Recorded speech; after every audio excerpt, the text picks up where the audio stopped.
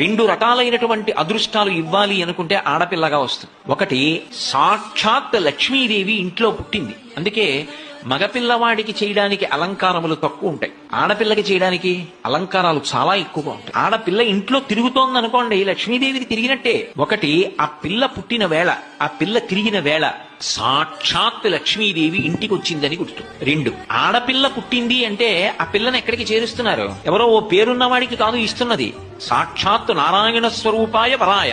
ఆ వరుడు నారాయణ స్వరూపుడు. ఇప్పుడు లక్ష్మిని నారాయణుడి పక్కకి చేర్చారు.